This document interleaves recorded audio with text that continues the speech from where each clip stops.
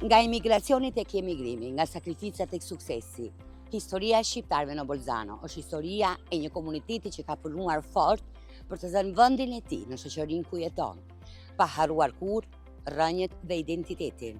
Sot do të kemi me ne dy figura që kanë qenë dhe janë pjesë aktive e këtij rrugtimi. Atëherë, siç e tham pak më parë, jemi pikërisht pra me dy figura të cilët kanë qenë dhe janë pjesë e rrugtimit të shqiptarëve këtu në Bolzano, këtij rrugtimi suksesi. Jemi pikërisht pra me Tritan Myftiun, tashmë asesor në Bashkinë e Bolzanës, dhe Elis Kaptinën, i cili është trajner i Virtus Bolzanos. Ajo që i bën të veçantë, mirë se erdhët në parë në programin tonë. Mirë se ju gjetëm. Ajo që e bën të veçantë këtë rrugtim është pikërisht sepse pavarësisht se në situata të ndryshme rrugët tuaja janë ndërthurur, këtu kemi diçka tepër të veçantë sepse tashmë ti je një personazh dispiko le të themi në politikën e qytetit, por ishe me 2 dekada e gjysmë presidenti i shoqatës Arbëria dhe tashmë kemi Elisin që sapo ka marrë këtë rrugtim të ri, pra si president i shoqatës Arbëria. Kam një pyetje për ju të dy, është e njëjta pyetje. Kur dëgjoni fjalën komuniteti shqiptar në Bolzano, cila është gjëja e parë që ju vjen në mendje? Unë paktën kur dëgjoj komuniteti shqiptar në Bolzano, këtë komunitet e kam parë të rritet nga kur në fillim ishim një grusht njerëzish deri më sot ku jemi në këtë qytet mbi 5.000 veta. Dhe padyshim ajo që më vjen mend është mënyra se si mund të organizohemi për të ndihmuar njëri tjetrin, për të kaluar gjithë ato problematika që gjithkush i ka kaluar apo është duke i kaluar në jetën e tij në emigracion. Elisi, për ty, si i ri, si një brez i ri? Si një brez i ri edhe për mua komuniteti shqiptar këtu në Bolzano është integruar shumë mirë. Kemi përballë tanin që ka bërë edhe shoqatën shqiptare, sukseset që po arrin edhe tani, sidomos edhe në politik, po edhe që i ka dhënë një dorë të madhe komunitetit shqiptar. Atëherë, nëse identifikoni pra komunitetin shqiptar me një fjalë, tani kush do t'ishte? Unë do thoja bashkim, dhe ishte fjala që më duket më e përshtatshme për sa i përket gjendjes në cilën jemi dhe duhet jemi. Unë përsëris, për mua kryesore ka qenë ajo për të krijuar një shoqat, një organizat, një grup njerëzish të cilët në një mënyrë apo në një tjetër të ndihmonin njëri tjetrin dhe të gjithë ata që kishin rrotull gjithë komunitetin në rrugtimin e integrimit në këtë qytet, në këtë provincë. Në fakt, unë doja të vijoja pikërisht me këtë, mikrofonin duhet ta mbash afër. Në fakt, doja pikërisht të vijoja me këtë pyetje dhe pas parë do të kalojmë tek Elisi, por e filloj me ty. Ti e ke drejtuar për shumë vite shoqatën Arbëria. Si e kujton fillimin e këtij rrugtimi, për nuk ka qenë e thjeshtë? E thjesht nuk është asgjë. Fillimi i këtij rrugtimi ka nisur nëpërmjet programit radios, pasi ajo ishte një mënyrë shumë e lehtë dhe e thjeshtë dhe një mundësi e madhe që na u dha në atë fillim, pasi radio e sot ndoshta nuk dëgjohet aq shumë sa që dëgjohesh në vitin 1996, kur ne kemi filluar programin e radios me gjithë mandin, por ishte shumë e dëgjuar në komunitetin shqiptar të asaj kohe që ishim disa qindra persona, pra nuk ishte një numër i madh siç është sot, por ama radion e dëgjonin pothuajse të gjithë, edhe për faktin që ishte i vetmi mjet informimi. Kujtoj që ne merrnim një gazetën shqiptare, që na vinte me 3-4 ditë vonesë dhe lajmet ishin më së të freskëta, sepse asnjë shqiptar nuk kishte mundësi që të merrte, nuk ekzistonte interneti, nuk ekzistonin televizionet satelitore, dhe kështu që programi radios në një farë mënyrë bashkonte komunitetin. Dhe ky ishte hapi i parë që këtu ishte Radio Tandemi që na dha këtë mundësi dhe që ne e shfrytzuam, që më pas na çoj drejt krijimit të shoqatës për të qenë edhe një organizatë e njohur nga komuniteti lokal, nga institucionet. Cilat kanë qenë, ndoshta jo vijoj me tani dhe pas pak them dhe tek Elisi. Cilat kanë qenë disa nga sfidat, në mos themi sfida më e madhe që keni ndeshur në ato kohë dhe ka një moment që me të vërtet në këtë rrugtim të ka bërë të ndihesh krenar? Do të thoja që gjatë këtij rrugtimi në kuptimin e sukseseve të shoqatës kanë qenë suksese nuk mund të them të përditshme, por hapa të vegjël të cilët kanë çuar drejt asaj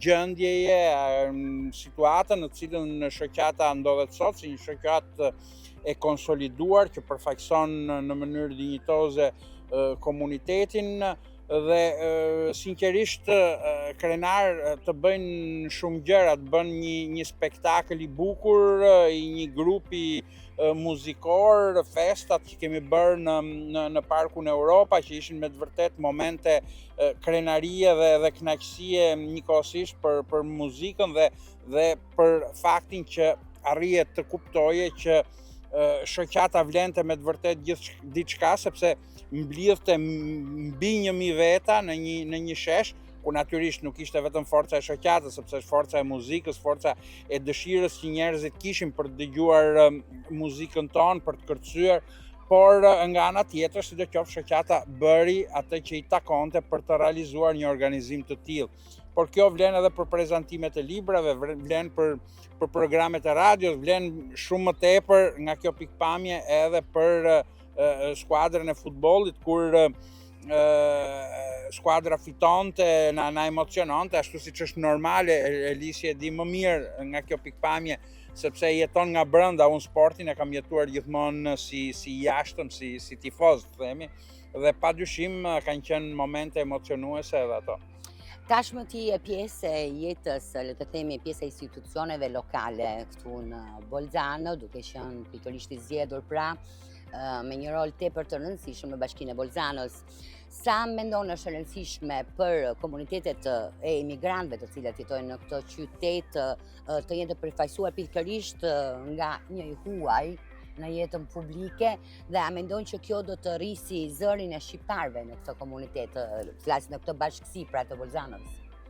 Ajo që unë mendoj është çelësi është integrimi. Nëse një komunitet arrin të integrohet si duhet, nuk ka nevojë që të bëj gjëra të çuditshme apo të krijojë natyrisht një shoqatë shqiptare është e pranueshme. Ajo që unë them është që nuk ka nevojë që në qoftë se në këtë qytet ekzistojnë 10 piktorë shqiptar të krijojnë shoqatën e piktorëve shqiptar. Në këtë pikë piktorët shkojnë tek shoqata lokale e piktorëve dhe çojnë atje bagazhin e tyre të njohurive, sensibilitetet, ndjeshmëritë e tyre dhe marrin prej komunitetit lokal gjithashtu eksperiencën, ndjeshmëritë dhe gjithë artin e tyre. Nga kjo pikpamje unë mendoj që forca e një komuniteti qëndron pikërisht tek aftësia që ky komunitet ka për t'u integruar.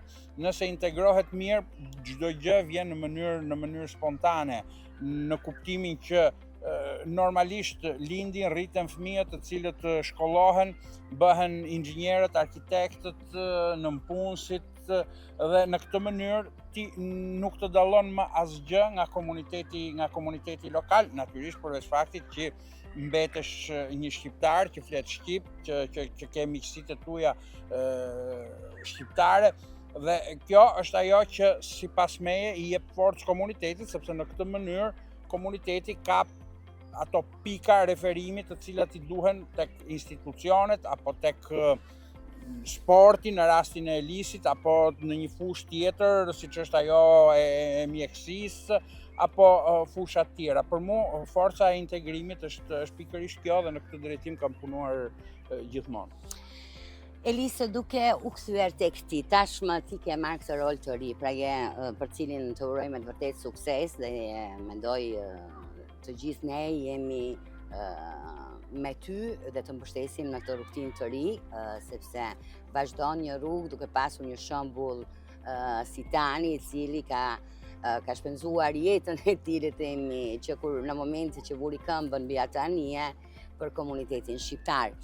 Ti vetë vjen nga bota e sportit, sepse je si trajner i Virtus Bolzanos.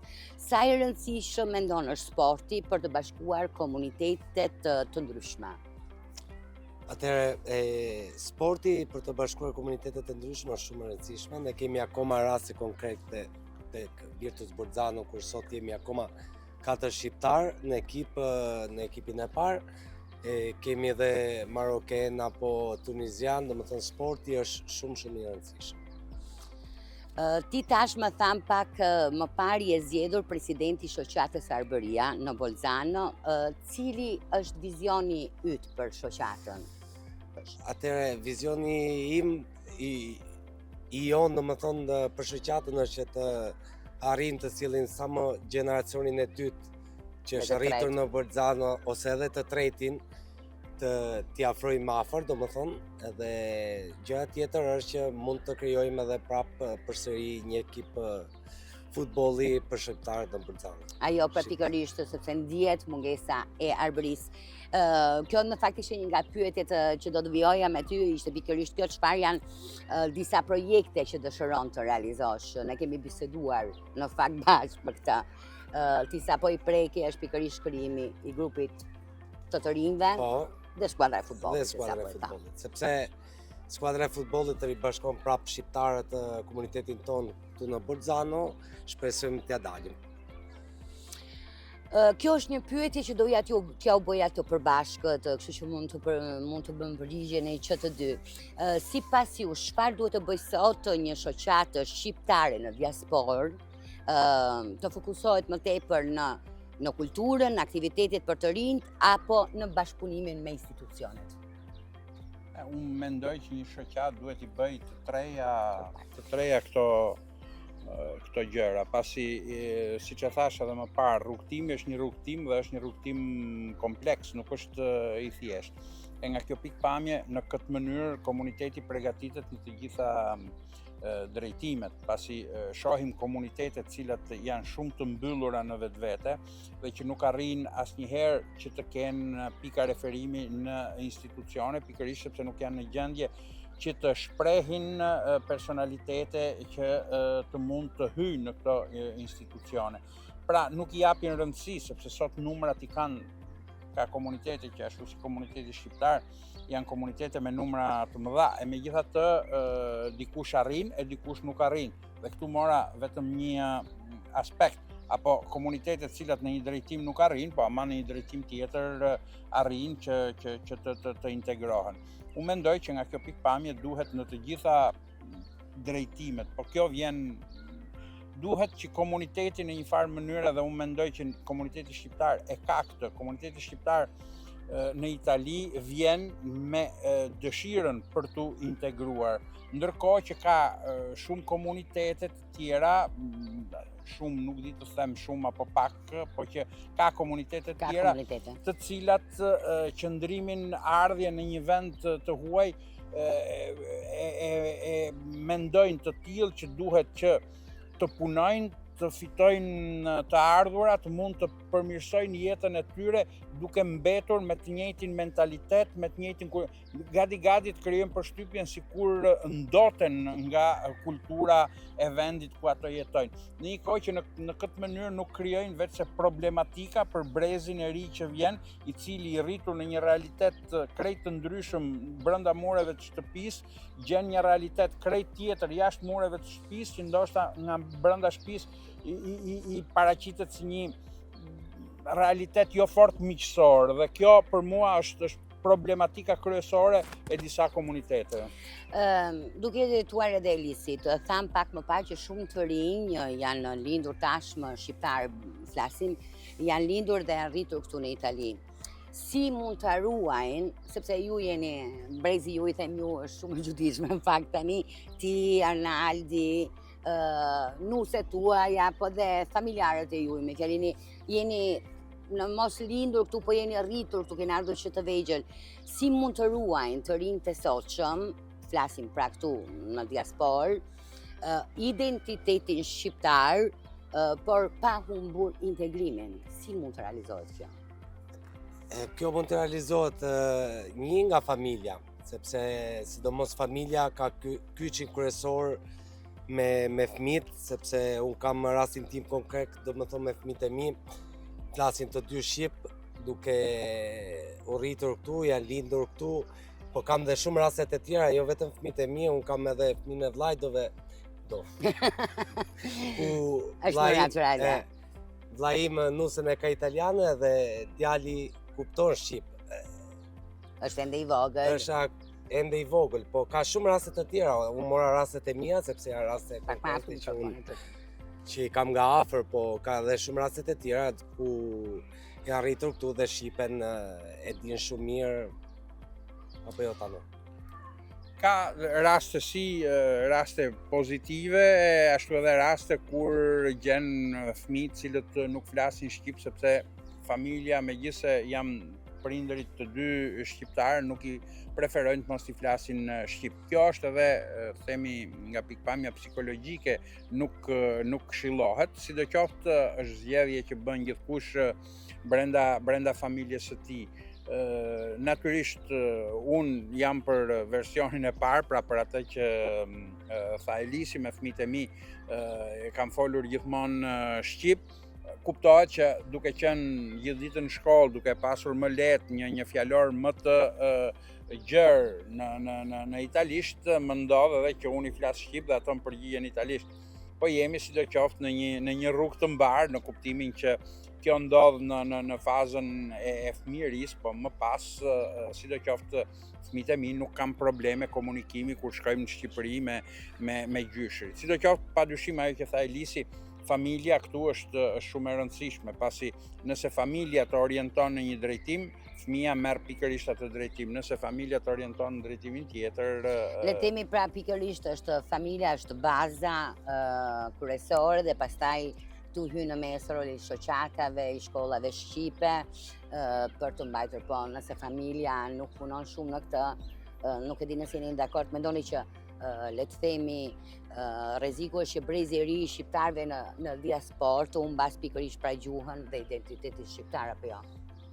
Ky rrezik ekziston gjithmonë dhe të themi me kalimin e brezave neve shohim sot një emër që më vjen në mend tashti, shohim Gjim Belushin, që nuk është në gjendje të flasë shqip, kujton dhe një fjalë nga gjyshi apo, por e ka humbur.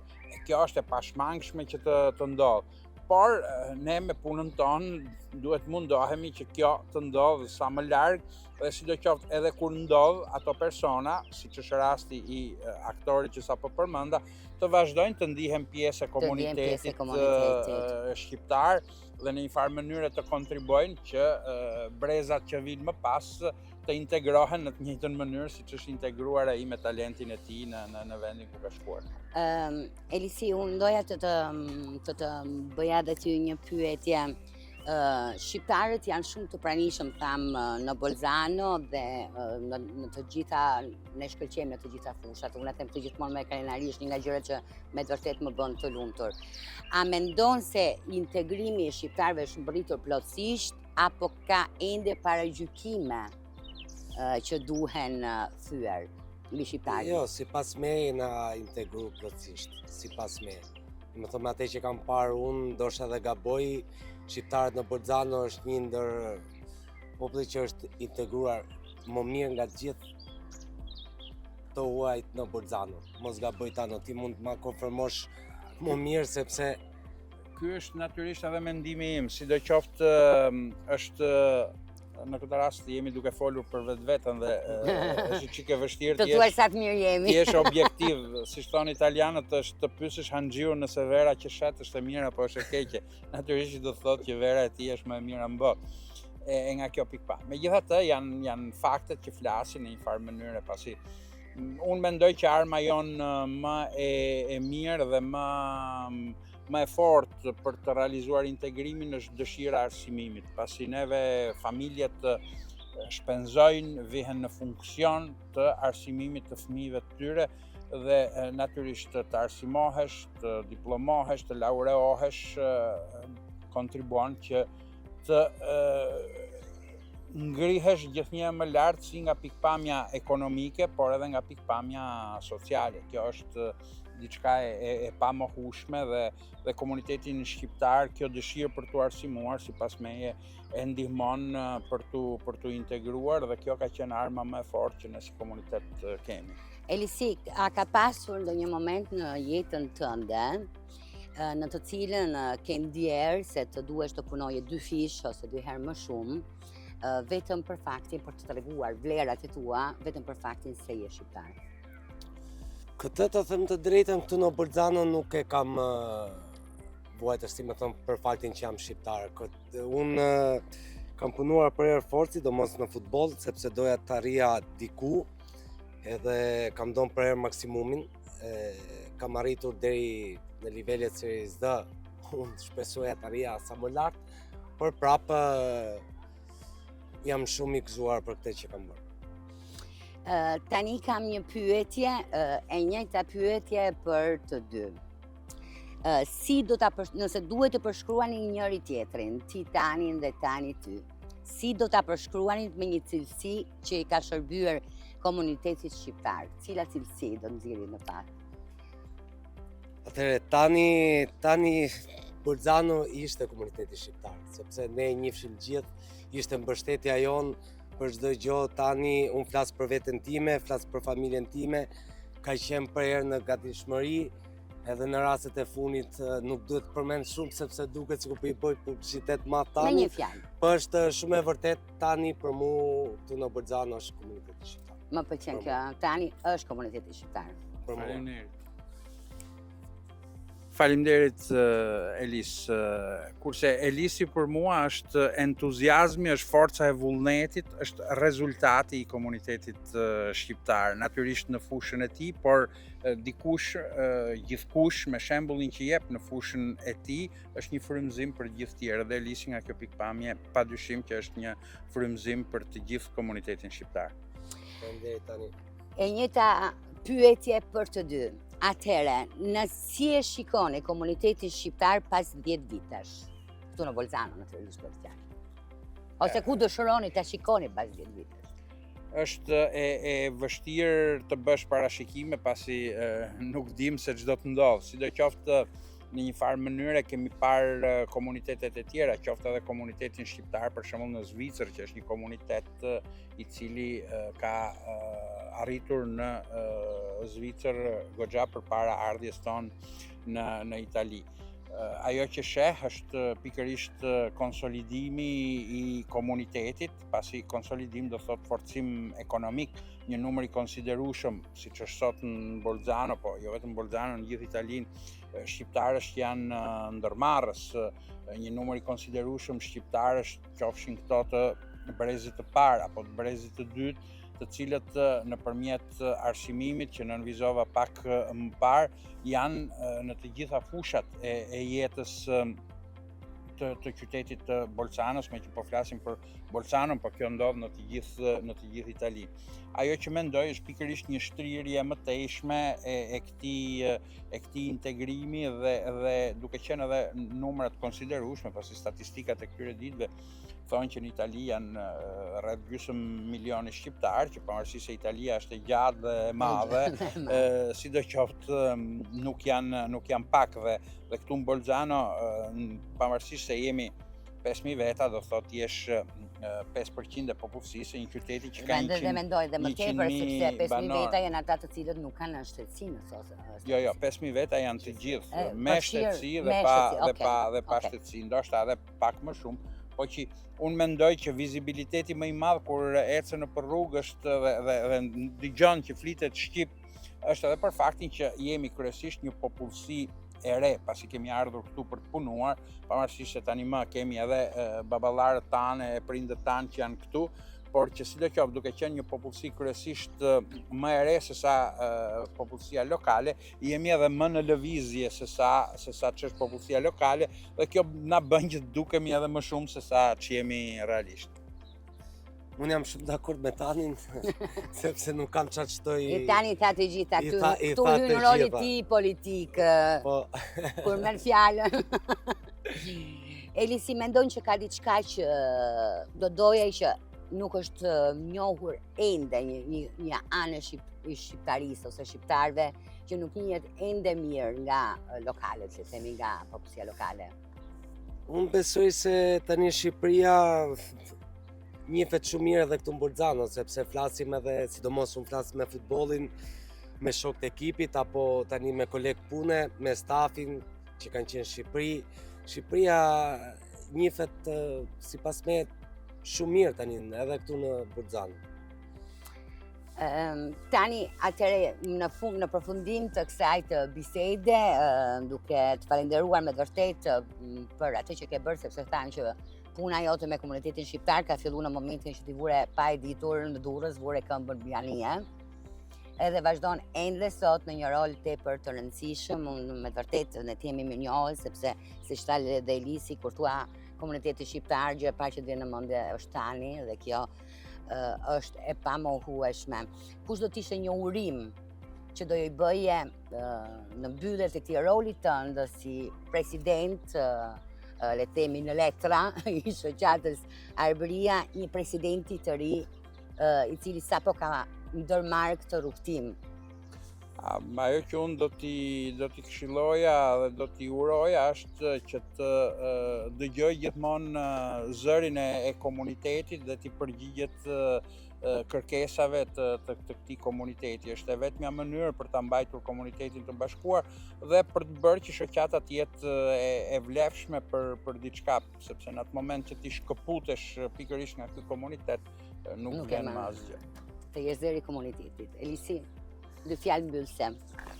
Atëherë atë që tha Tani jam dakord, unë llafet e Tanit t'i ngjoj, sepse presidenti vjetër ka vite punë me shoqatën. Unë shpresoj, edhe kam thonë edhe herë tjera, shpresoj që të bëj pak nga ajo që ka bërë Tani gjatë këtyre vite për shoqatën shqiptare, po për komunitetin shqiptar, edhe shpresoj t'ia arrisim së bashku. Elisi, unë me vërtet të uroj sukses në këtë rrugë të re, që nuk është e lehtë, është plot me sfida, sepse siç e themi gjithmonë për ne të tërë, ky investimi i kohës dhe punë me shoqatën në shërbim të komunitetit është gjithçka në baza vullnetare, dhe do të thotë që është kohë që ne Tani ka bërë me dekada, i hiqet familjes, vedetes në shërbim të komunitetit, por misioni ynë është i përbashkët dhe e di që duke pasur një mësues i cili me pjekurin tonë dhe Tani është vërtet, do dim dhe shpresoj me të vërtet të dëgjojmë zërin e komunitetit për të çuar përpara këtë rrugtim tonin në një fazë tjetër, ndoshta për të arritur brezat e ri dhe për të luftuar për të çuar përpara gjuhën, traditat dhe historinë. Komuniteti shqiptar në Bolzano është një histori pune, sakrifice dhe suksesi. Nga imigracioni i parë deri në sot, shqiptarët kanë bërë një rrugë tepër të suksesshme, një komunitet aktiv në kulturë, sport dhe në jetën e qytetit, sepse një popull që ruan gjuhën, kulturën dhe identitetin e tij nuk humbet kurrë.